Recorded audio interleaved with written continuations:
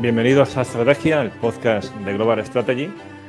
Soy Javier Jordán y hoy vamos a hablar sobre la geopolítica del gas natural, poniendo el foco en Europa y también en España. Y lógicamente, pues todo esto desde la perspectiva del conflicto armado actualmente entre Rusia y Ucrania. Y para hablar de esta cuestión tenemos hoy con nosotros a Alfonso Puga, que es consultor estratégico en el sector energético y tiene una larga trayectoria sobre estas cuestiones. Alfonso, bienvenido. Muchas gracias, Javier. Pues un placer tenerte con nosotros. Ya nos conocemos, pues igualmente. Te conocemos porque has publicado un documento muy interesante en Global Strategy hace ya unas semanas, antes de que estallara el conflicto, antes de que Rusia invadiera Ucrania, donde dabas unas claves de la geopolítica del gas, en términos globales, pero particularmente pues, en lo que respecta a nuestro continente. Y antes de pasar a esta cuestión, un poco lo que hacemos con todos los ponentes. ¿Cómo decidiste dedicarte a las cuestiones de consultoría estratégica en este sector, en materia de energía y particularmente del gas? ¿Y cuáles así son los hitos principales que destacarías de tu carrera? Pues primero de todo agradecerte esta oportunidad y bien, pues a la cuestión en concreto, pues nada, yo empecé mi carrera profesional en el sector energético ya hace pues alrededor de 25 años o más y empecé en gas, ¿no? En lo que antes era la gas natural en mi tierra, en Barcelona. Y a partir de ahí, pues he ido participando en diferentes proyectos, diferentes empresas, y ya a mediados de la década del 2000, pues hice el salto al extranjero y he pasado, pues desde entonces, pues casi 15 años fuera, desarrollando proyectos del sector energético y en particular del gas, en prácticamente todas partes, ¿no? Centrado pues en Oriente Medio, en Estados Unidos, muy centrado en la comercialización y las ventas en Asia y en el Mediterráneo también, ¿no? Donde he tenido la oportunidad pues de desarrollar proyectos en Israel y en España también. Y bueno, todo, no sabría decirte, ¿no? Todo es una concatenación de eventos, pues que la vida te lleva por estos derroteros, pero sí que he estado siempre muy inquieto, he tenido mucha suerte, la vida me ha llevado a muchos sitios del mundo y me ha hecho ver, pues, cómo los proyectos o las diferentes culturas se comportan, ¿no? Respecto al sector energético y ello, pues al final pues vas viendo, te vas decantando un poco más a la razón de las cosas y de la parte humana y buscas pues la parte esta estratégica, ¿no? Cuando volví a España hace poco, pues una de las cosas que me interesó pues es acudir más al sector académico y ver pues qué más podía aprender, ¿no? Y fue pues una de las razones de participar en el programa, en el máster que tenéis en la Universidad de Granada,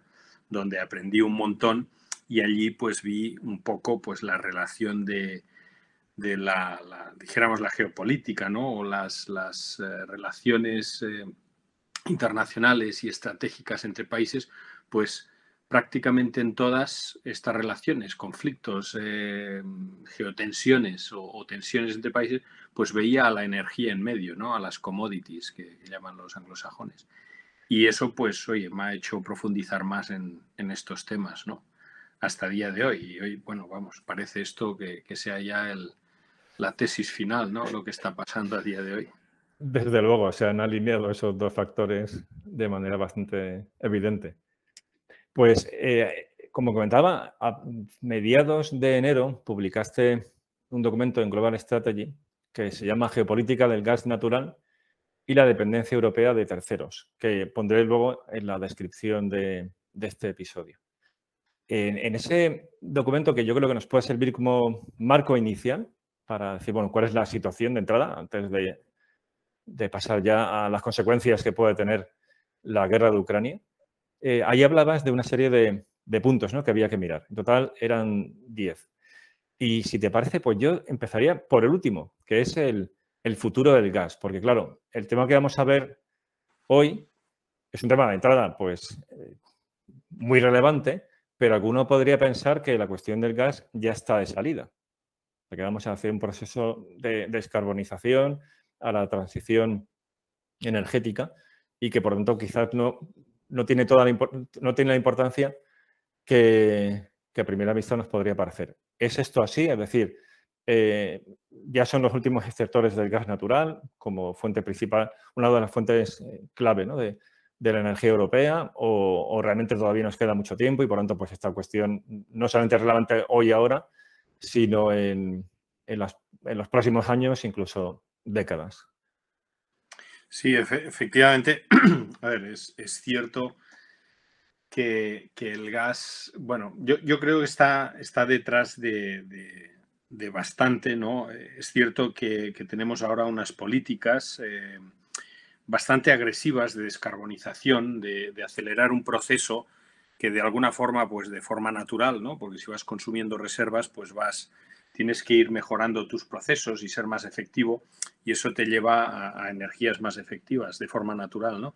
Pero sí que es cierto que, bueno, a veces pues sabemos que el sector político está bastante desvinculado, o no desvinculado, sino desligado de la realidad a veces, ¿no? Y aquí pues se ha forzado un poco con todo el tema este de la descarbonización, ¿no? Se está acelerando y lo estamos viendo, ¿no? Cómo están promocionando ciertas soluciones, pues hidrógeno, etcétera, como nuevas. Hemos visto durante muchos años cómo han estado presionando bastante con las renovables, cosa que es lógica, pero se ha hecho de una forma artificial, ¿no? Inyectando dinero, subvencionando, etcétera. Es lo que estamos viendo ahora con el hidrógeno. A todo esto, pues bien, tenemos petróleo para rato y tenemos gas natural para rato, ¿no? Y el gas natural, por decirlo de alguna manera, ni es tan malo como el petróleo o el carbón, tampoco es tan bueno como el hidrógeno o las renovables, ¿no? Y sí que viene a ser una fuente de energía de transición para poder pues, llegar a una descarbonización total, a unas emisiones cero, que es lo que se nos está planteando con las diferentes agendas del 2030, 2050. Pero bueno, tenemos que tener en cuenta pues, que ahí están las reservas, que las tecnologías para extraer y para consumir pues, cada vez son más efectivas porque la tecnología también avanza. Y bien, ahí las tenemos, ¿no? De alguna forma sí que vemos pues, que la energía pues, que está en el centro de todas las discusiones a día de hoy y el gas como protagonista pues era el subyacente de este tema y se consideraba que el gas, como decíamos, pues tiene para tiempo, ¿no? Si vemos las reservas y los números que tenemos por ahí.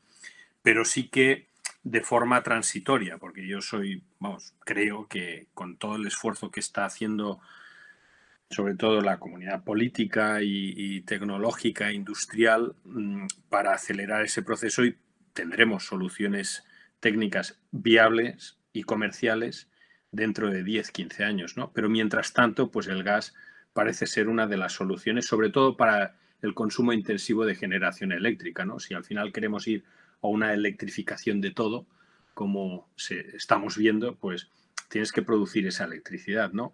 Y en un momento dado, pues la nuclear pues estaba fuera de la ecuación y te quedaba poco más, ¿no? Las renovables y el gas natural. Y al final, pues, oye, para modular el parque de producción eléctrica de una forma efectiva, pues necesitas combustibles que puedas almacenar. Y pues las renovables a día de hoy no se pueden almacenar. Sí que es cierto, pues todo el tema que estamos oyendo últimamente sobre el hidrógeno y baterías y los superconductores y estos temas pues van en línea para poder almacenar esas renovables, ¿no? Y ahí pues sí que podrían ser sustitutos en un momento dado si fueran efectivos y se pudieran almacenar en cantidades sustanciales, podrían sustituir a combustibles que sí que podemos almacenar, ¿no? Como es el carbón, es el petróleo, es el gas natural,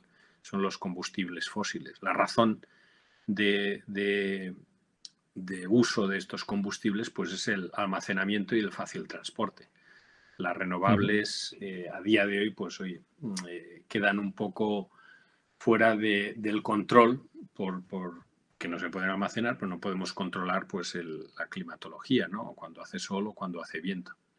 Y almacenarlas pues es difícil. Y esa es una de las razones. Vemos que vamos a esa tendencia, ¿no? Pero mientras tanto, pues el gas está ahí. Y sobre todo estoy hablando ahora, este racional en los países desarrollados, ¿no? Luego tenemos pues muchos países que no están tan desarrollados como Occidente, como Europa, Estados Unidos, que son pues África, Sudamérica y Asia, pues que aún están en donde estábamos nosotros hace 30 años, ¿no? Entonces ahí pues queda mucho que hacer. Y sí que es cierto, pues por ejemplo China está haciendo un esfuerzo megalítico en hacer una conversión o una transición del carbón al gas natural. Y de allí pues ya veremos, ¿no? Ahí le queda. Y China pues es ahora mismo pues el mayor consumidor de petróleo del mundo, ¿no? Y de carbón. Y eso vamos, hay que tenerlo en cuenta, ¿no? Pero a raíz de todo esto, lo del que comentabas, ¿no? Del artículo, la razón pues era ver un poco ya no solo por tensiones que podían haber, sino si recuerdas, pues en el verano pasado, en el 2021, empezamos a experimentar una subida de precios de los combustibles que nunca se había visto, y ahí pues intentábamos ver o se intentaba ver un poco la razón de eso, ¿no? Y rascando, pues te das cuenta de la dependencia que tiene Europa, que tiene Occidente respecto a los combustibles, y en particular Europa y España, porque al final pues oye, no tenemos recursos propios y somos una isla, nosotros en particular, pues esa dependencia de terceros. Y un poco el artículo era bueno, no una queja, pero sí un red flag, ¿no? Una alarma de lo que estaba sucediendo y esa dependencia. Y ahora pues lo estamos viendo, ¿no? Y vemos pues las instituciones políticas intentando recular o intentando buscar soluciones rápidas para paliar esa dependencia, ¿no? Que la razón de ser es porque Rusia pues es el país con más reservas de gas. Europa necesita el gas para producción eléctrica y consumo industrial. Y bueno, es intentar de alguna forma cortar ese cordón umbilical sin causar daños mayores, ¿no? Sí, en ese artículo comentas que Europa importa el 60% del gas que consume. El otro 40% viene de Holanda y de yacimientos del Mar del Norte. Y de ese 60% externo, ahí señalas que el principal proveedor es Rusia, ¿no? Luego seguido de Argelia, con bastante distancia, y después Qatar.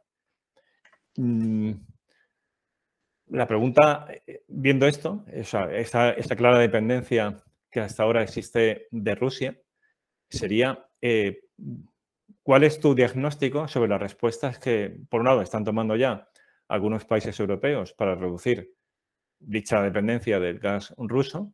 O si es así, o si realmente a lo mejor no lo tienen tan claro algunos, me parece que tal como están las cosas, pues sí que hay cierto consenso al respecto, ¿no? Pero bueno, que tú conoces mejor ese sector, si es así, si se confirma que existe de verdad una voluntad política a producir dicha dependencia, y luego en qué medida esto es factible, con qué tiempos, cuánto podría durar este proceso, y por tanto esa ventana de vulnerabilidad respecto al gas de Rusia, y bueno, y otras consideraciones que considere relevantes sobre esta primera cuestión, ¿no? Ya al hilo del conflicto de Ucrania. Es decir, ¿cuáles pueden ser los movimientos europeos vista esa necesidad que seguimos teniendo de gas de aquí a los próximos, por lo menos, 10-15 años, con el fin de que la dependencia de Rusia no sea tan tan acuciante.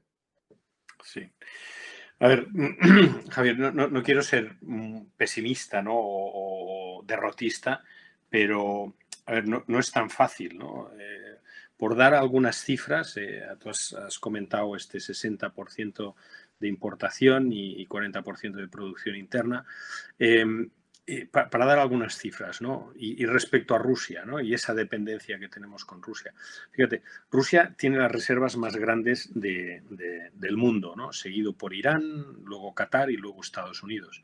Pero ya solo Rusia abarca un 20% de las reservas mundiales de gas. Y si sumamos países vecinos, ¿no? Los países, los TANES, pues se va a un 30%, países alineados, ¿no? Con esa producción y que están en la zona. Irán es un 17%, Qatar alrededor del 13%. Claro, las reservas pues te marcan un poco quién tiene la sartén por el mango, ¿no? Para hacerte una idea, ¿no? Las reservas que están contabilizadas últimamente de Rusia vienen a ser unos 37 TCM, ¿no? Trillones de metros cúbicos.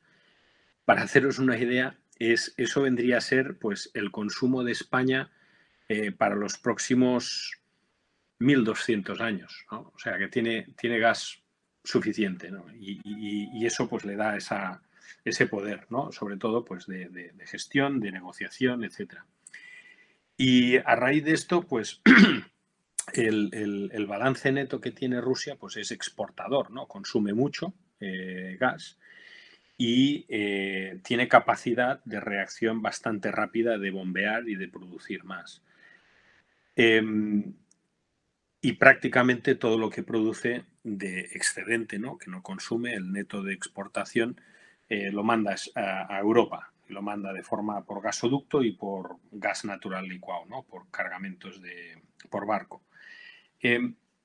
Esa estructura se ha ido creando en los últimos 20 y tantos años y eso es muy difícil de revertir de forma inmediata. Y la verdad es que por mucho que nos digan ahora, ¿no? Pues de tomar ciertas medidas para poder paliar esto, pues es difícil porque estamos hablando de infraestructuras intensivas en capital y sobre todo pues intensivas en construcción y que toman su tiempo, ¿no?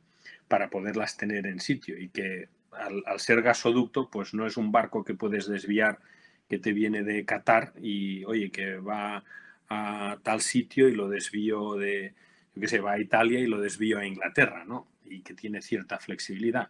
Los gasoductos, y estamos hablando que Europa importa del orden de 160 BCM, ¿no? Billones de metros cúbicos, frente a 17. O sea, solo el 10% de lo que exporta Rusia es en gas natural licuado. Lo otro es un tubo que está fijo bajo tierra y que es muy difícil de cambiar las direcciones. Entonces, por esa parte conceptual, pues es bastante complicado, ¿no?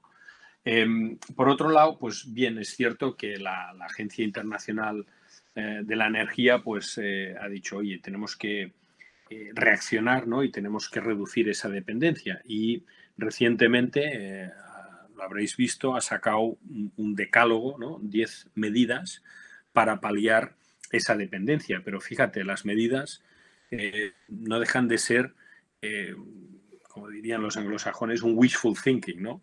Es decir, pues oye, que no se firmen más contratos de gas con Rusia, reemplazar el gas existente con alternativas sin especificar, ¿no? Introducir la mínima cantidad de gas necesaria en los almacenamientos.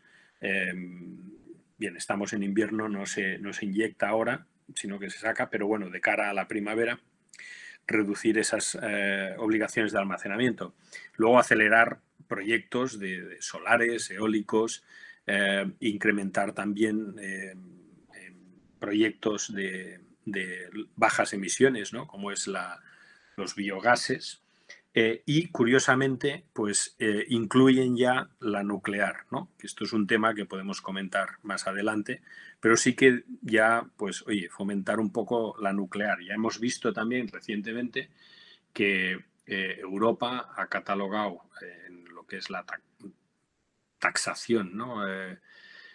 Europea, la nuclear y el gas natural como energías verdes. Eso no quiere decir más, a ver, se pueden llamar verdes o no, depende de quién lo diga, pero sí que es cierto que lo que quiere decir Europa es que el Banco Central o las instituciones financieras pueden prestar dinero para proyectos de este tipo, ¿no? Antes, pues, proyectos de combustibles fósiles ya no podían prestar dinero, por lo tanto, no podías reinvertir y los fondos de inversión, de alguna manera, pues, los fondos de inversión no tenían capacidad, pues, para poder invertir en esos proyectos, y las grandes empresas les costaba buscar deuda y financiación para poder hoy incrementar proyectos de combustibles fósiles. Ahora el gas natural pues lo han puesto, ¿no? No otros combustibles fósiles como el carbón o como productos o fueles o derivados del petróleo.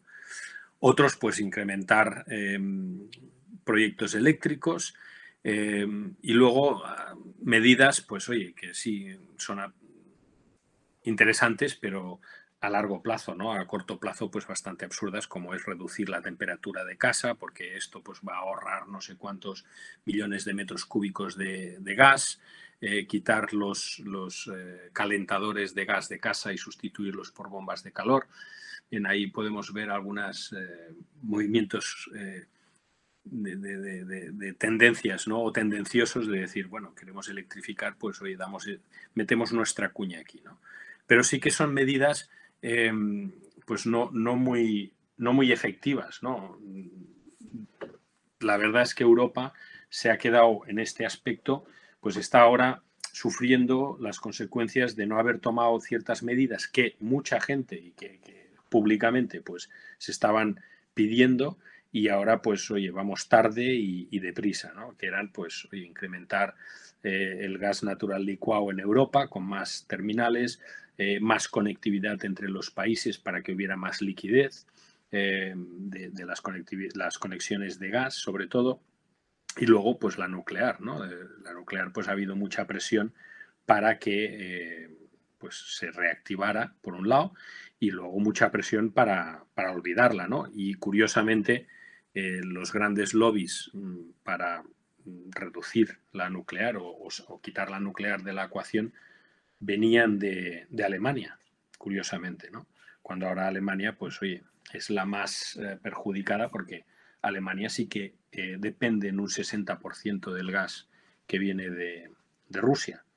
Y pues eso, te comentaba, ¿no? Ahora deprisa y corriendo. Aparte de eso también, oye, otro dato significativo para que la gente pueda cuantificarlo y tener una referencia es Rusia está vendiendo gas, sigue vendiendo gas. Los bancos que cobran ese gas que vende no están sancionados y no pueden estarlo, porque en el momento se sancione y las empresas no puedan pagar el gas que consumen a las empresas rusas, pues Rusia puede cortar el gas. Y cortar el gas en Europa pues sería un desastre catastrófico, de unas dimensiones realmente catastróficas, ¿no? Rusia ahora mismo pues tiene del orden... A ver, hemos visto una evolución, ¿no? De lo que ha pasado pues desde verano del 21 hasta ahora. Hemos tenido una escalada de precios que no se había visto nunca. El precio ha subido 3 veces lo que era un mercado normal, ¿no? Sostenible. Para hacernos una idea, ¿no? Un mercado normal sostenible, ya incluso caro, pues viene a ser $10 por millón de BTU, ¿no? La unidad con la que se mide el gas, una de las unidades. Esos $10 pues ya le estaban dando a Rusia del orden, por todas las ventas que hacía, de 60.000 millones de dólares, ¿no? A día de hoy, exactamente, al año, ¿no? Esos 60.000 millones de dólares, a día de hoy, con los precios de esta escalada, que podríamos evaluar o podríamos indagar un poco las razones de por qué ha escalado tanto, porque toda esta tensión viene ya desde el verano, ¿no? Una tensión sobre todo entre Alemania en medio, Estados Unidos y Rusia, ¿eh? Desde el punto de vista no político, sino energético. Pero a día de hoy, extrapolado al año, Rusia está ingresando del orden de 300.000 millones anuales por las ventas de gas, ¿no? A los precios que está el gas ahora mismo. Entonces, yo creo que medidas de reducción o medidas así inmediatas, lo único que van a hacer es que el precio del gas suba. Y eso, pues, ya te digo, o sea, recortar consumo o justo en medio del invierno, ¿no? Justo esta tarde estaba leyendo uno de los partes para la semana que viene que mandan las agencias energéticas y la semana que viene frío a toda Europa, ¿no? Incluso a España. Entonces, claro, en estos momentos hablar de estas cosas pues es un poco delicado, ¿no?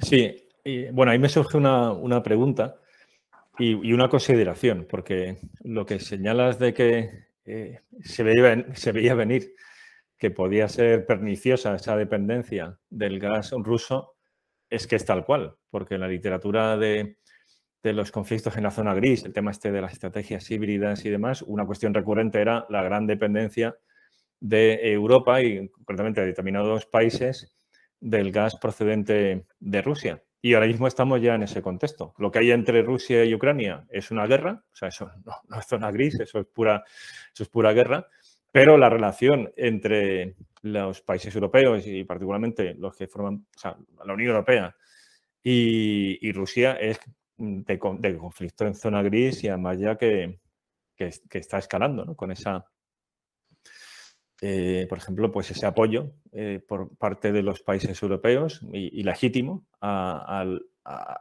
gobierno ucraniano con armas y, o sea, y todo tipo de respaldo político y las sanciones, etcétera. Esas son medidas propias de un conflicto en la zona gris como respuesta a la agresión rusa. O sea que ya estamos en ese escenario. Estamos en un escenario donde esa zona gris que antes era algo pues más difuso, que eran medidas pues de gerencia política, con negación plausible, desinformación, etcétera, hemos escalado en esta zona gris. Y por tanto, pues nos surge este fantasma de que Rusia apriete el otro botón nuclear, que no es el de las armas nucleares que ha puesto en alerta Putin, sino el cortar el gas. Claro, por lo que comentas, en principio no lo va a hacer porque el daño para ellos también sería catastrófico y más por la presión económica que están sufriendo. Entonces, nos has contado que esto en efecto no es un proceso fácil, pero ¿te atreverías a decirnos más o menos cuánto puede durar esta ventana de vulnerabilidad? O sea, más o menos cuánto se tarda en crear una infraestructura en los puertos para recibir el gas, procesarlo. Sabemos que lo de las centrales nucleares, vale, podría ser una opción, pero al mismo tiempo no soy experto en esta cuestión, pero creo que se tardan bastantes años en fabricar, o sea, en construir una central nuclear, además de que es una inversión económica pues muy notable. Entonces, como dices, no son medidas para mañana, pero más o menos, ¿en qué margen de año nos estaríamos moviendo? Sí. Si me permites antes, y te contesto a esto porque me parece que es crucial y muy interesante para entender un poco hasta dónde puede llegar esto, ¿no? Mucha gente habla, pues, de, bueno, cuánto dinero tiene Rusia para poder seguir financiando la guerra, ¿no? O cuánto tiempo puede aguantar Ucrania, o cuánto... Yo creo que también es importante saber esa dependencia, cuándo tú podrías cortar ese cordón umbilical, ¿no? Pero antes, a lo que has comentado de las zonas grises, fíjate, todo viene desde el punto de vista energético, ¿eh? No me meto en el tema de conflicto o la estrategia que han seguido o geopolítica, pero sí la parte subyacente energética viene bastante de, en verano, Rusia, pues oye, quería, bueno, empresas privadas, ¿no? Alemanas, pues incrementar el consumo y ser menos dependientes de lo que es el tránsito de gas de Rusia a Europa por Ucrania, ¿no? Como sabemos, pues también hemos visto cómo en el 2007 Rusia corta el gasoducto de Ucrania y crea una crisis en Centro Europa bastante potente, luego la guerra del 2014 también con Ucrania, y muchas veces pues dando la excusa esta, ¿no? Ucrania se queda dinero o se queda gas del que yo estoy mandando a Europa, o Ucrania no paga, en fin, etcétera, ¿no? Había bastante excusa o razón que se tiraban los platos el uno con el otro. Pero bien, ahora una de las razones era el famoso Nord Stream 2, ¿no? Un gasoducto que se construye, sponsorizado y financiado por empresas privadas alemanas y por supuesto Gazprom, empresa rusa, que sigue el mismo recorrido del Nord Stream 1, ¿no? Que va de Rusia, cruza todo el Báltico y entra en Alemania. Pues bien, por presiones de Estados Unidos, de la administración americana y por presiones pues, alternativas, ¿no? Para que esa dependencia no fuera tal, ese gasoducto inyectaba 50 millones de millones de metros cúbicos, ¿no? 50 BCM, billones de metros cúbicos de más a Alemania, y podía dejar que Ucrania pues, perdiera un poco de protagonismo, ¿no? En eso, porque, pues oye, ese gas pues ya entraba por directo a Alemania y no tenía que cruzar toda Europa. Esa es una de las razones, y la parte, obviamente, pues de incrementar esa dependencia europea del gas ruso. Entonces, Estados Unidos no quiere eso. Estados Unidos pues lleva años, desde el 2015, exportando gas natural licuado, ¿no? 2015-2016. Y, pues lógicamente, quería pues, fomentar sus exportaciones, ¿no? Y a la vez, pues este juego de ajedrez geopolítico entre las grandes potencias y, bueno, un poco jugar a esa guerra fría o esa zona gris con el gas. En verano, pues no llegan a un acuerdo. Al final, pues Alemania, que está en medio un poco por esas presiones y porque, bueno, al final lo que quiere Rusia es que se firmen contratos a largo plazo. Y lo que quería Alemania es que esos contratos no fueran a largo plazo, sino que fueran en mercado spot y que tú pudieras, pues, oye, beneficiarte hoy y ver qué precios te marca hoy el mercado y no comprometerte a largo plazo. Rusia, por el contrario, pues quería a largo plazo. Y en esa negociación, pues Alemania dice que no veta o no sanciona ese gasoducto, y a partir de aquí es una escalada pues, de precios, de subidas, de tal, porque esa inyección de gas pues era necesaria en Europa, se había ya considerado dentro de lo que era la demanda y el consumo, y oye, si una demanda que está considerada ya no se suministra, pues lógicamente la curva de oferta-demanda pues sube el precio, ¿no? Y esta es la escalada que hemos visto y un poco la razón también de esas presiones, pues Estados Unidos, el interés del gas natural licuado que está suministrando y que de hecho ahora ha marcado cifras récord de exportaciones a Europa, supliendo un poco la situación de la tensión de Rusia con Europa. Pero bueno, a todo eso, el gas ruso sigue fluyendo por los gasoductos, ¿no? Por lo tanto, bien, tener un poco en cuenta esos temas, ¿no? El por qué y el gas natural licuado americano y de otras zonas. Oye, que antes suministraba Nigeria, por ejemplo, muchísimo gas natural licuado a Europa y ahora pues suministra muy poco, ¿no? O sea, hay alternativas. Y ahora voy a tu pregunta, pero así conocemos un poco cuáles son las fichas en el tablero y ciertas razones, ¿no? Partiendo de esto, sigue fluyendo el gas natural por el gasoducto y yo creo que seguirá fluyendo, porque a tu pregunta, ¿cuánto tiempo tiempo van a poder aguantar? Pues fíjate, una terminal de gas natural, una terminal de recepción de gas natural licuado, pues puede tardar en construirse un mínimo de 2 años. ¿Sí? Eso, una terminal que esté sancionada desde un punto de vista regulatorio, porque el tema regulatorio es el gran problema, ¿no? Y te pongo el ejemplo. A día de hoy, en Alemania había o hay 3 proyectos para 3 terminales de recepción de gas natural licuado. Pero estos proyectos yo creo que llevan pues al menos 2, quizás 10 años en que se han estado discutiendo, que lo arranca una empresa, luego otra, luego se cae, y por temas regulatorios y por temas pues socioeconómicos no se han sancionado, no se han hecho, ¿no? Y a día de hoy pues está todo el mundo, y la prensa, lo vemos, deprisa y corriendo, oye, que Alemania necesita 3 terminales o necesita terminales de recepción de gas natural licuado, que curiosamente no tiene ninguna. Y, durante estos años no ha querido tener ninguna, a diferencia, por ejemplo, de países como Polonia o como Lituania, que tienen plantas de recepción de gas natural licuado, que en origen se construyeron única y sencillamente para presionar en las negociaciones de renovaciones de contratos de gas por gasoducto con Rusia, y el coste de esas terminales, que es caro, es un coste alto, pues oye, se ahorró pues porque tenían pues más capacidad de negociación esos países con Rusia, y consiguieron descuentos importantes en el gas natural por tubo, ¿no? Entonces, sí, perdona, que además, o sea, que además de ser una baza negociadora, era un plan B para unas circunstancias como la que estamos viviendo. Correctamente. Cosa que no tienen los alemanes, en cambio, ¿no? Efectivamente. Entonces, muchos nos preguntábamos en su momento, y yo pues tuve la suerte de trabajar durante un tiempo en Holanda, en una empresa holandesa, y teníamos un proyecto de una terminal, te estoy hablando del año 2006, un proyecto de una terminal que justo estaba en la frontera entre Alemania y Holanda, y claro,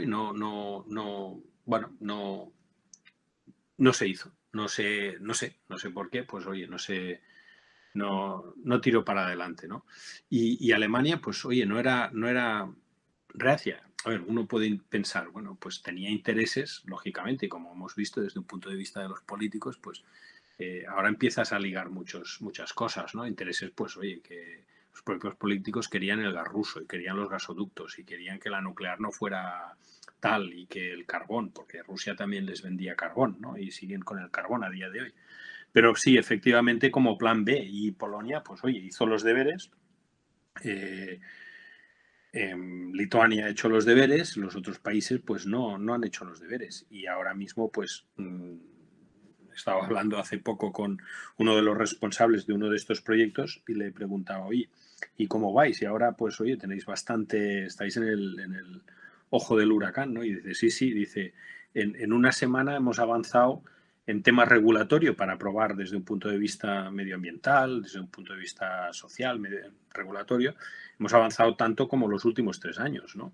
Entonces, es un poco triste, pero bueno, a ver, es positivo, ¿no? Que estas cosas pues ahora aceleren, pero lo triste es que tenga que haber una guerra como tal, convencional, con desastres humanos, para que esto pues la gente se dé cuenta y avance en esos proyectos de una forma más eficiente, ¿no?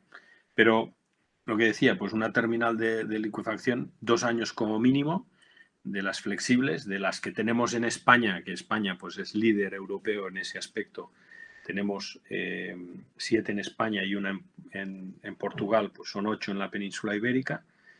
Las tipo que tenemos nosotros, que son pues en tierra, no son móviles, no son flotantes, pues esta se tarda más, se puede tardar hasta 4 años en construir una terminal potente, ¿no? Como, no sé, como la de Barcelona o como la de Cartagena. Entonces, pues claro, no creo, espero que un conflicto así pues pueda, o que la situación energética de dependencia pueda aguantar esos años, ¿no? También hemos visto que esta dependencia, cómo van reaccionando, ¿no? También hemos oído, Javier, no sé si lo has oído, pero que se habla de España como suministrador de gas natural licuado al resto de Europa. Bien, es cierto que la flexibilidad que tenemos nosotros es potente, porque el uso de nuestras terminales en un cómputo global no pasa del 60%, por lo tanto tenemos capacidad excedente para poder gasificar gas natural licuado y mandarlo a Europa. El problema es que tenemos un cuello de botella que son los Pirineos, ¿no? Que ha sido político y físico, ¿no? Físico por los Pirineos y político por Francia, que no hemos tenido una interconectividad suficiente y lógica, ¿no? Y hemos estado, desde el punto de vista energético, bastante aislados. Entonces, por mucho que trajéramos gas natural licuado a España para mandar a Europa, no hay tubo suficiente para mandarlo. Entonces, estamos ahí en un cuello de botella. Sí que hubo un proyecto, hace años también, ¿no? Esto es como lo de Alemania, ¿no? Que es el MidCat, que es un proyecto de un gasoducto de unos 7,5 BCMs que conectaba pues la provincia de Barcelona con el Languedoc, ¿no? La parte de la Provenza francesa. Y desde ahí interconectaba con grandes gasoductos ya de Francia y que conectan con Europa, ¿no?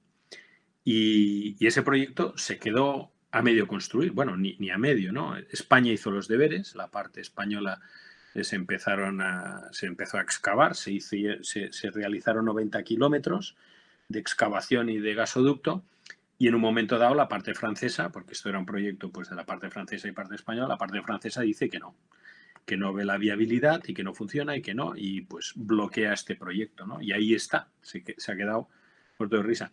Con eso, pues se podría haber paliado bastante pues esta crisis y inyectar gas, y esto hubiera sido un beneficio para España pues muy bueno, ¿no? Porque, oye, al final pues los costes se quedan aquí y, o sea, de regasificación, etcétera, y pues incrementarías pues tu presencia, ¿no? En ese negociado o tu relevancia de poder suministrar a Europa, ¿no? Por Sí, esa misma perdona, razón. Sí, sí, perdona, de lo que estabas comentando, quería preguntarte de la parte política, ¿no? Porque has mencionado, por un lado, los intereses políticos de algunos decisores alemanes para beneficiar el proyecto de Nord Stream 2, del gasoducto, y luego también has mencionado, al hilo de lo que estás comentando ahora mismo, también de los reparos políticos de Francia. O sea, ¿cuáles serían esos intereses por un lado y por otro? O sea, el de Alemania por mantener esa dependencia de los gasoductos rusos y por parte de Francia para que pues no se desarrollasen estos gasoductos que van de España al resto de Europa. Bien, a ver, por un lado, pues oye, no es ningún secreto pues que a Francia pues tampoco es que le interese que España pues coja más protagonismo desde un punto de vista energético y económico, ¿no? Socioeconómico, y tenga más peso. Entonces, si puedo vetar esto y en vez de que sea España, pues lo hago yo, pues mejor, ¿no? En el mismo momento se veta esto, pues Francia sanciona una nueva terminal de regasificación, la de Dunkerque. Curiosamente, ¿no? Entonces, y Francia solo tiene 3 terminales de regasificación. Entonces, oye, hay Aparte de que luego intereses. entiendo que, bueno, Francia es una potencia nuclear, ¿no? Desde el punto de vista Sí, energético. Ellos también efectivamente. exportan esa energía eléctrica generada por plantas nucleares al resto de Europa. O sea, también en ese Sí, sentido, sí, sí. ese podría ser otro Nosotros factor. somos. Sí, sí, nosotros, ese es otro factor de exportar eso. Pero bien, de alguna forma el flujo de gas que ellos se podrían beneficiar sí que tampoco les interesaba de alguna forma, porque efectivamente cuanto más gas se consuma, menos nuclear, ¿no? Y es muy difícil apagar las nucleares, es más fácil apagar el gas. Pero efectivamente, tienes toda la razón de que de alguna forma el sponsorizar o fomentar ese gasoducto pues podía hacer de alguna forma que ellos perdieran competitividad respecto a la parte nuclear, ¿no? Y los alemanes pues tomaron una decisión, no voy a hacer juicios de valor sobre políticos, pero un ex primer ministro alemán pues estaba en el consejo de administración de Gazprom. Pues con eso se dice bastante, ¿no? Pero bueno, nosotros a raíz de esas decisiones hemos perdido relevancia desde un punto de vista como país dentro de Europa y hemos perdido pues oportunidades económicas, ¿no? Cosa que, por ejemplo, Italia, que tiene una conectividad, Italia también es muy dependiente del gas de Rusia, en un 30% del que consume. Italia es un gran consumidor de gas, está muy gasificado el país. y recibe el gas pues del norte, ¿no? De mucha conectividad que tiene con los hubs de gas de la zona de Austria y gas argelino, ¿no? Aparte de gas natural licuado, recibe también, pero no mucho. Tiene una o dos terminales, una potente y una muy pequeñita. Y efectivamente hemos visto en las noticias recientemente pues, que Argelia decía que va a bombear más gas a Italia para que Italia pues, pueda revertirlo en Europa, ¿no? Y mucha gente se preguntaba, ¿y esto por qué no lo hacemos nosotros? Que también tenemos 2 gasoductos de Argelia. Pues precisamente por eso, porque por mucho que entre en España puede ir a Portugal, pero no mandarlo a Europa porque tenemos ese cuello de botella o ese estrangulamiento porque no hemos hecho los deberes de tener más interconectividad con Europa por esos intereses franceses, ¿no? De que no seamos tan relevantes y sobre todo, pues ello, lo que tú comentabas, ¿no? Muy acertadamente, de que no perdieran ellos competitividad desde un punto de vista de las nucleares, ¿no? Que este es otro tema, el de las nucleares, interesante de comentar, porque comentabas que una nuclear, pues enlazando ya, Javier, si te parece, Sí, sí, sí. una nuclear decías pues que tarda mucho tiempo, efectivamente, una nuclear convencional de un gigavatio, ¿no? 1000 megavatios, como las que tenemos en España, pues sí, se pueden tardar hasta 8 años, ¿no? Construirla. Pero ahora mismo pues hay una tendencia que es las famosas SMR, ¿no? Small Modular Reactors, que son reactores modulares pequeños, que, bueno, del orden de 300 megavatios, pero hay incluso de 30 megavatios, y estos reactores son muy eficientes, lo que se ha construido hasta ahora, que son pocos en todo el mundo, son muy eficientes, fáciles de implementar, no requieren tanta refrigeración como los convencionales. Hemos visto, ¿no? Las centrales nucleares, pues es difícil colocar una por el emplazamiento, pues necesitas mucha agua para refrigerar el reactor. Pero estos pequeños modulares no necesitas tanta, no necesitas estar al lado del Tajo, del Ebro o del mar, como las que tenemos, y el tiempo de construcción y de puesta en operación pues se puede reducir a 4 años, a la mitad, ¿no? Pero estamos otra vez pues en ese orden de magnitud de 4 años para poder revertir la situación de dependencia que tenemos ahora de una forma total.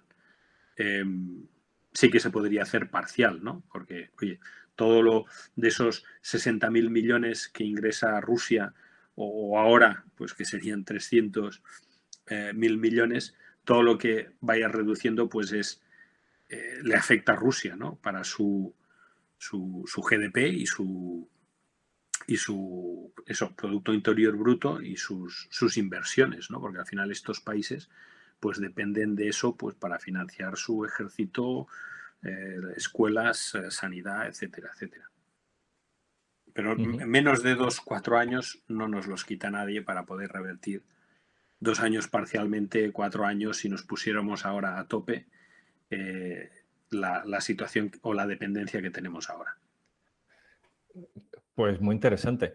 Y mirando ahora ya a Rusia, o sea, lo que Wellington llevaba el otro lado de la colina, ¿cuáles crees que son sus movimientos? Es decir, ellos son conscientes de que Europa va a intentar reducir la dependencia de su suministro energético y imagino que también ellos estarán buscando otros mercados, ¿no? Porque comentabas al principio de que es una de las grandes reservas mundiales.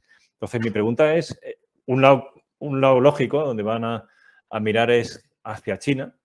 Mi pregunta es, ¿esto puede acabar convirtiendo a Rusia en más dependiente, o sea, incluso en un rehén energético de China? Porque gran parte de los suministros, o sea, tanto los que adquiera China como luego se puedan canalizar a otros lugares, pasen obligadamente por ahí. ¿Se puede ser una trampa para la propia Rusia o tiene otras alternativas para no, en esa búsqueda de mercados diferentes, no depender excesivamente de China? Pues ese punto es para mí uno de los más interesantes, ¿no? Y sobre todo si analizamos los movimientos que ha estado haciendo Rusia antes del conflicto, ¿no? Y esto demuestra pues que que lo que estamos viendo ahora ha sido una acción planificada y premeditada. Justo hace semanas, meses, Rusia cerró un acuerdo de suministro de gas natural con China, ¿no?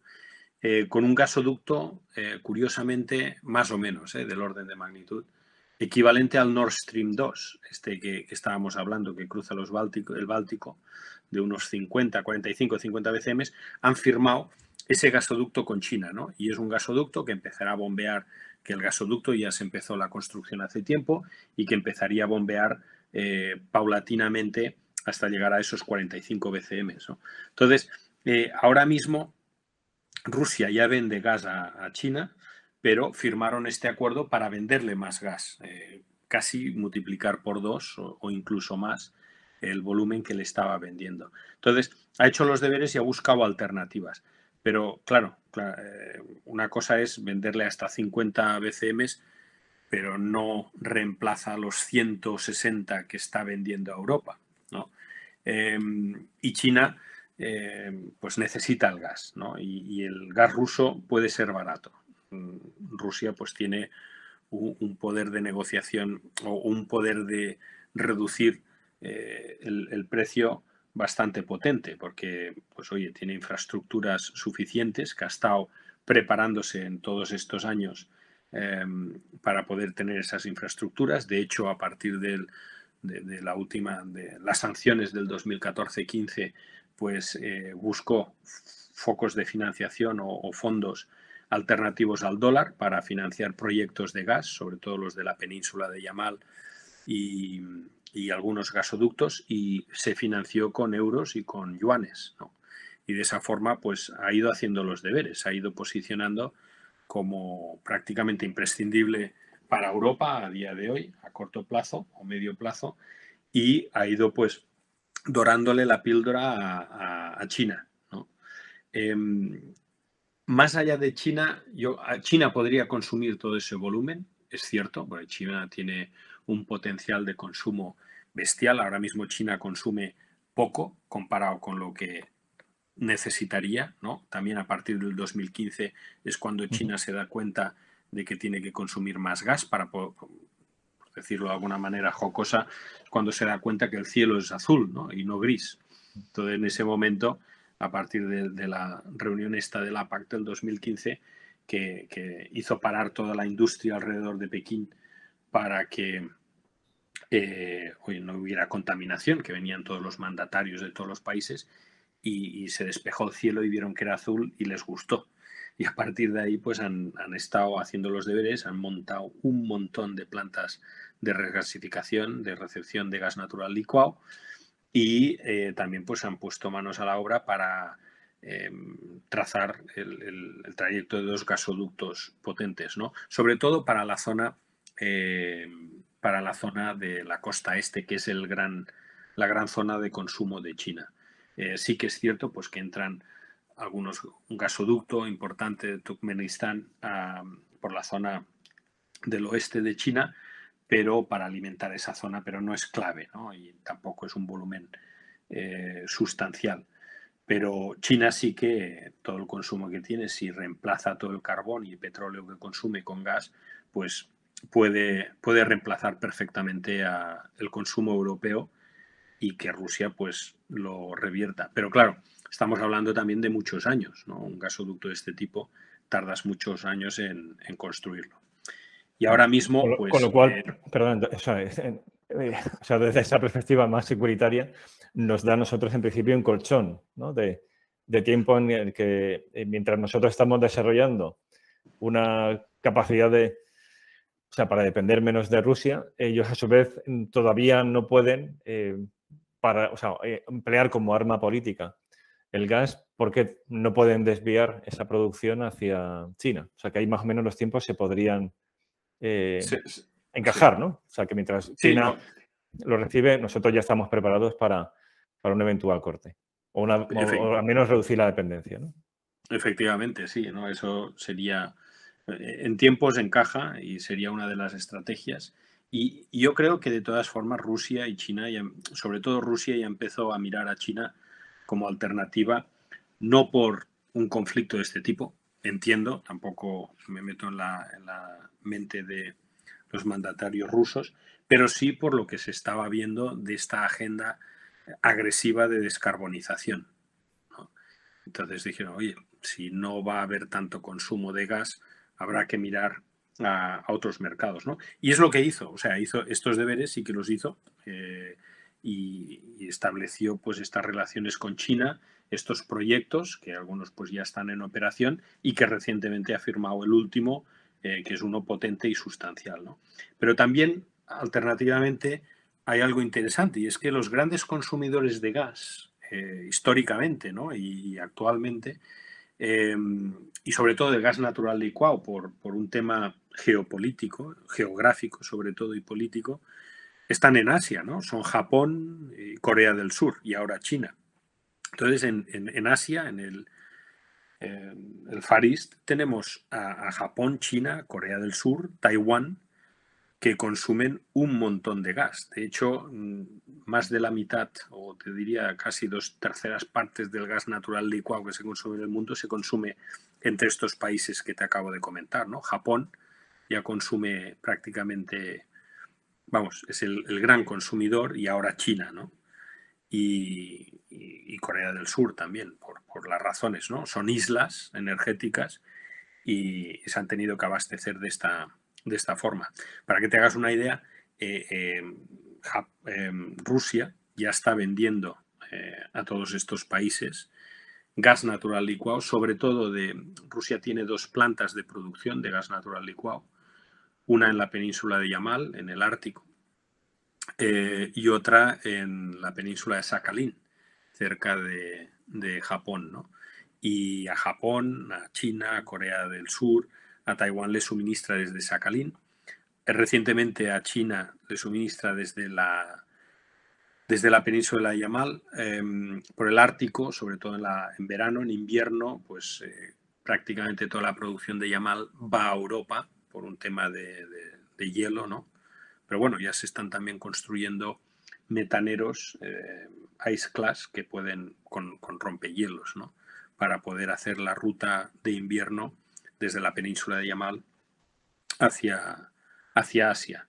O sea que todo estaba ya de alguna forma planificado, ¿no? Y si estos países, esa dependencia que tienen del gas, pues, oye, Rusia, a ver, muchos de ellos pues son más bien alineados con Estados Unidos y con Occidente, como Japón y Corea del Sur. De alguna forma a ellos pues les saldría más, de alguna forma más económico comprar de Rusia, si Rusia pues oye puede hacer un poco de descuento, ¿no? Que es lo que le interesaría, ¿no? De alguna forma, para poder coger cuota de mercado. Pues lo que no está dispuesto Rusia ahora mismo es perder cuota de mercado. Pues si pierde cuota de mercado, pues no puede financiar todos sus proyectos internos, ¿no? Pues interesantísimo. Y una última cuestión, y ya un poco vamos, o sea, alejándonos del conflicto de Rusia y Ucrania y las consecuencias que tiene sobre la geopolítica del gas, y conectando con un tema transversal en el podcast que queremos ir tratando y desbrozando, ¿no? en diversos episodios, que es la geopolítica y gran estrategia de España. Todo esto arranca del episodio número 16, donde ahí damos una panorámica general. Se tocan distintas dimensiones.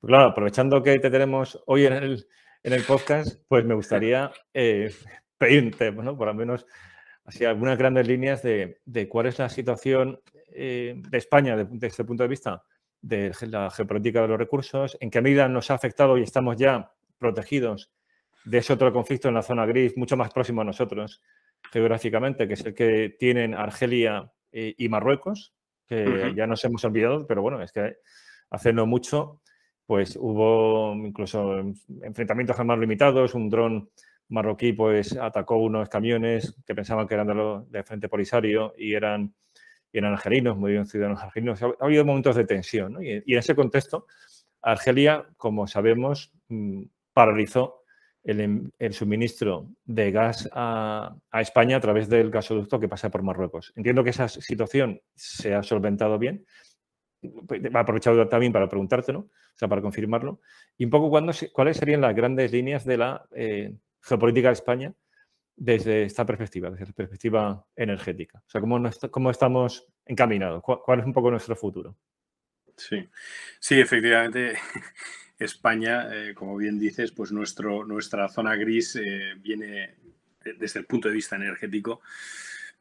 Estamos en medio, no solo energético, ¿no?, sino toda la política con Marruecos y Argelia de lado y el Sáhara Occidental, pues la energía tiene mucho que ver. Y como bien has dicho, pues en verano, ¿no?, o en otoño se terminó el contrato que teníamos con Argelia, que se iba a renovar o se podía renovar, y Argelia decidió no renovar, pues por la posición que tuvo España, o al menos esto es lo que comentaban, ¿no?, que tuvo España respecto al Polisario, ¿no?, y al Sáhara Occidental.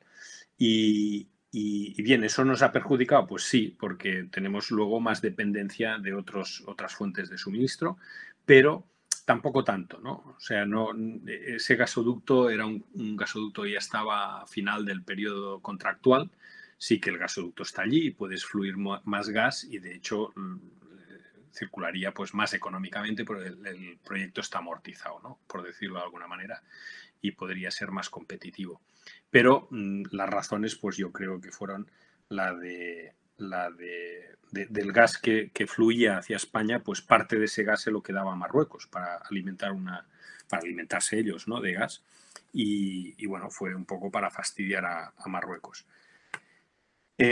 Como oportunidades, pues empezando por esta, ¿no? O sea, ahora el gasoducto está ahí, nosotros podríamos suministrar a Marruecos y, bueno, siempre es bueno ser tú el que suministras, ¿no?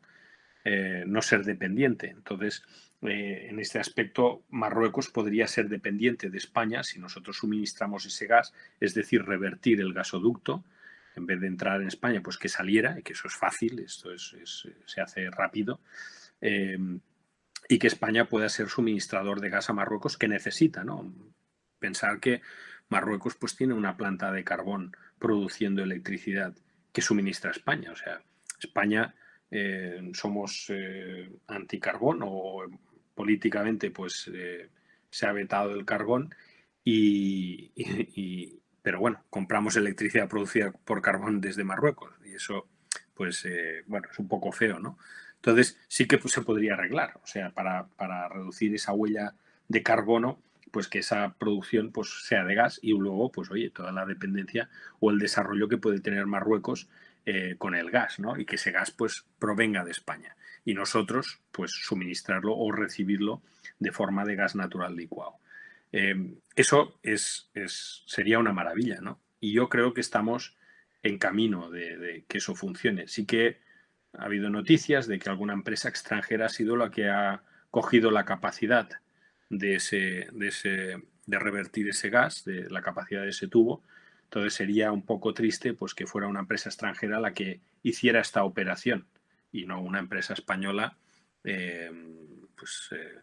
apoyada o sponsorizada por España, ¿no? Pero sería...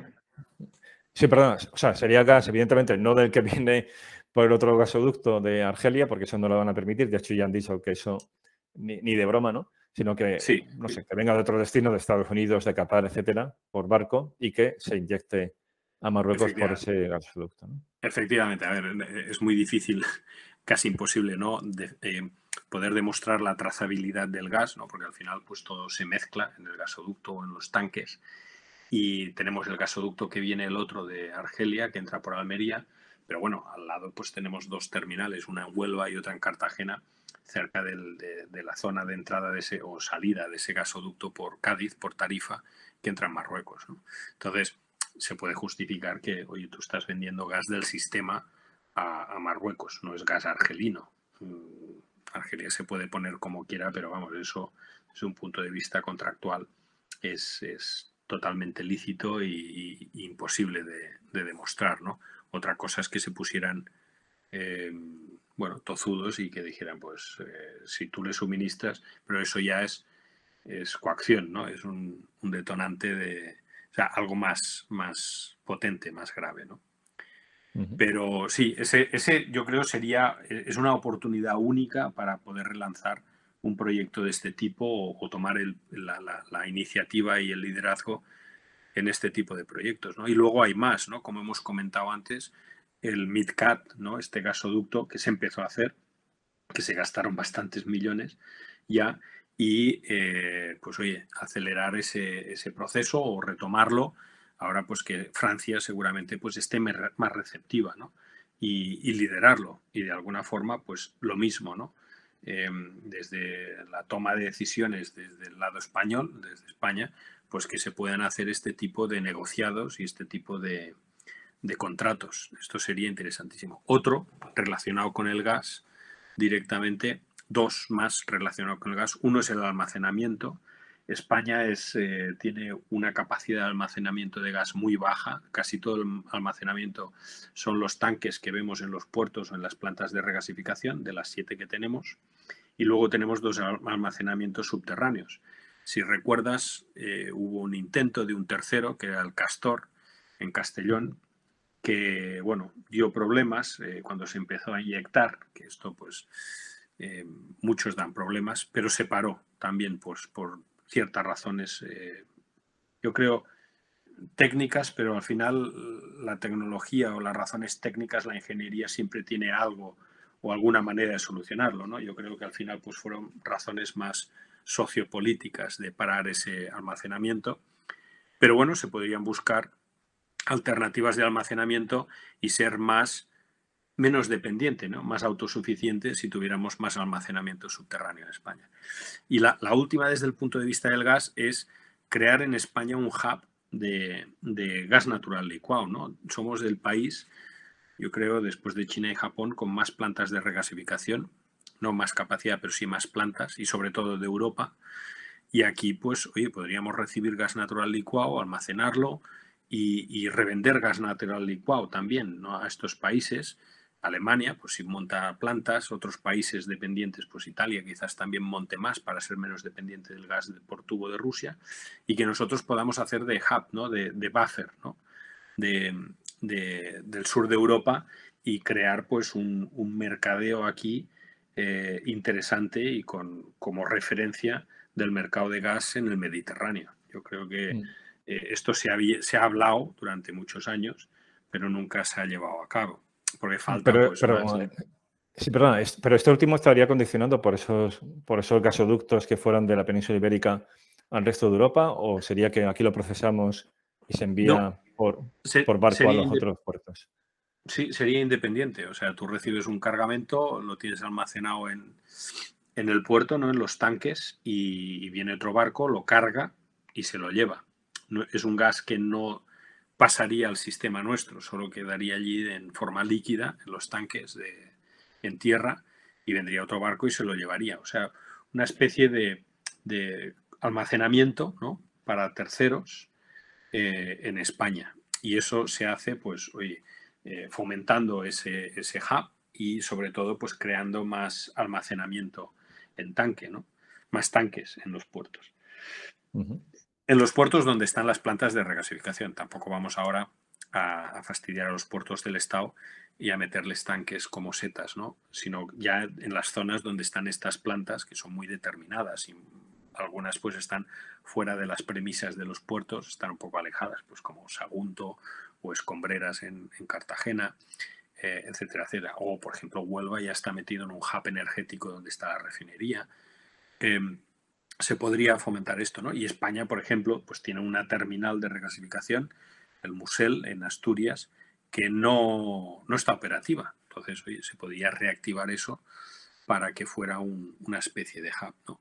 Y con eso, de alguna forma, aunque sea por gas natural licuado y por barco, pues estás incrementando esa interconectividad con otros países, con más jugadores, y tienes más liquidez. Por lo tanto, eres más relevante, ¿no? A la hora de definir mercados, precios y la toma de decisiones. Entonces, estás en el ojo del huracán, y eso pues siempre es interesante, ¿no? Muchos países pues lo quieren eso. En el tema del gas por tubo pues es Holanda y Alemania, que lo tienen en el norte. Estados Unidos también tiene uno muy, muy relevante. Entonces, esto podría ser. Y en España pues yo creo que es el candidato perfecto de referencia del mercado del gas en el sur de Europa. Ujú. Y luego dos puntos más que yo creo que es una oportunidad única, ¿no? Se habla mucho del hidrógeno, tenemos empresas pues como Enagas que está dándolo todo para el hidrógeno y para ser un referente en Europa y mundial de producción de hidrógeno verde, que al final pues oye se puede inyectar en la red de gasoductos para reducir la huella del gas natural o de un hidrocarburo y, bueno, todas las inyecciones de capital que se están haciendo para acelerar el proceso este de transición a hidrógeno, que el hidrógeno pues sea viable desde un punto de vista comercial, ¿no? Y la última, yo creo, es la nuclear. Oye, retomar el debate de la nuclear y con la tecnología nuclear que hay a día de hoy, ¿no? Esta de escala pequeña, pues oye, podríamos ser independientes desde un punto de vista, porque España, la nuclear, como sabrás, pues es producción base, ¿no? Y esta producción base aún tenemos recorrido para incrementarla, porque cuando arrancas una nuclear es muy difícil pararla, ¿no? Por lo tanto, esa nuclear o las nucleares están suministrando al consumo base, ¿no? Al subyacente que tienes ahí consumiendo las 24 horas del día. Y aún hay recorrido, ¿no? Porque eso pues lo cubrimos con las térmicas y hidráulicas o las renovables cuando funcionan. Entonces, España, pues, oye, podría tomar la decisión de ser puntero en esta nuclear, porque pues, somos un país, por ventura, que tenemos mucho terreno y no está, la densidad de población no es grande, ¿no? Y eso pues facilita este tipo de instalaciones, al igual que hemos visto las renovables, ¿no? Y ahí también, pues oye, buscar también fomentar más las renovables. Pero bueno, llega un momento las renovables por la necesidad de superficie que necesitas, tanto eólica como solar, que saturas, ¿no? Y tienes una contaminación visual, pues que importante también. Ujú. Y todo esto en un contexto de una mayor dependencia de la energía eléctrica, ¿no? Con la llegada de los coches eléctricos y demás. O sea que va a haber una sobrecarga de demanda de energía eléctrica y lo que planteas es un abanico, ¿no? de opciones, entiendo. O sea, para no Efectivamente, depender excesivamente de una fuente en concreto, ¿no? claro, hay muchas voces que claman pues que con las renovables se puede cubrir todo, ¿no?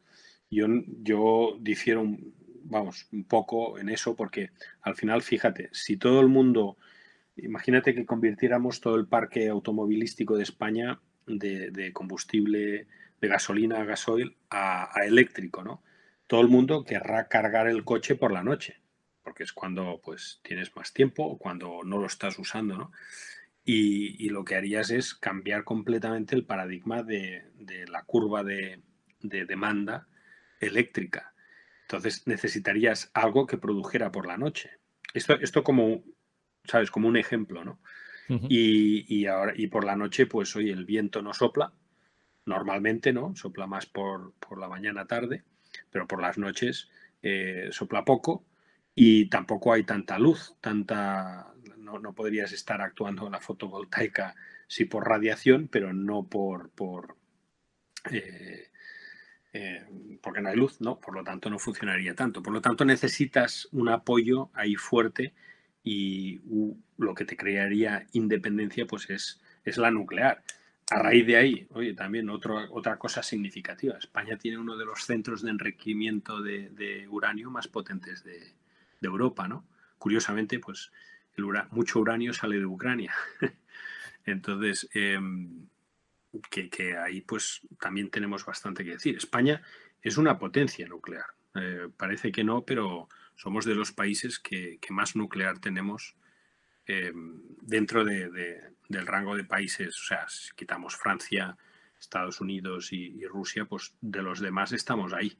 Es bastante potente. ¿Pero esto Tenemos dentro de Europa o sea, o a escala mundial? a nivel mundial prácticamente, te Ujú. diría. Sí, sí. Es, somos de los más relevantes desde un punto de vista de producción y de instalación. Tenemos poca, pero desde un punto de vista de producción tenemos bastante. El 20% de nuestra generación viene de las nucleares, ¿no? Tenemos ahora mismo, si no recuerdo mal, 6 en operación y